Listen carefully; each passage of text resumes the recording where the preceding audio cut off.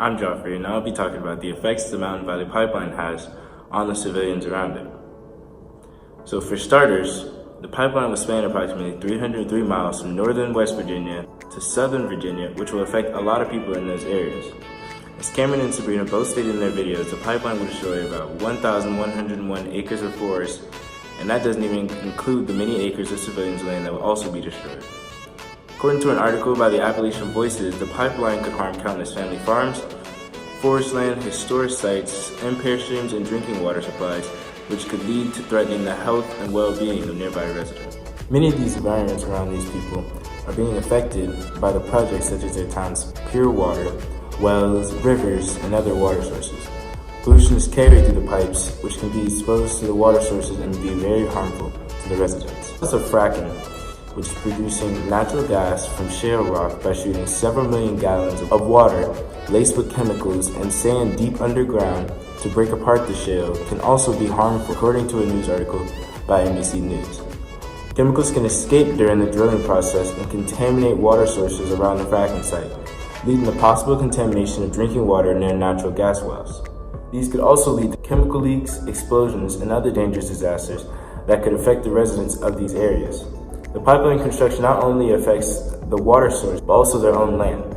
Some landowners can have their land taken from them even without their consent, so that the pipeline can be constructed through that area. Although some do not have their land taken, others have their property value decrease and insurance rate rise due to the pipeline.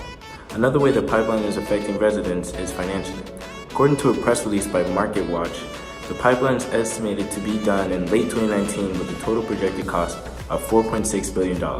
Although citizens are not expected to be paying a large amount of the project, some are still dealing with a financial problem. Some consumers of the pipeline will have to pay more taxes in their electric bills to pay for the construction of the project, along with what I said before about property value decreasing and insurance rates rising.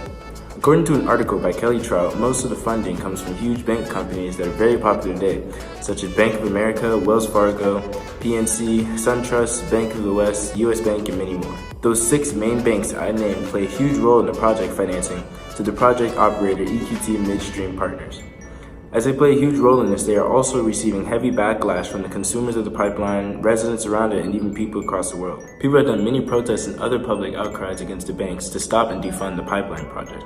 They're even urging others to take their money out of those banks that are funding it and move it to other banks.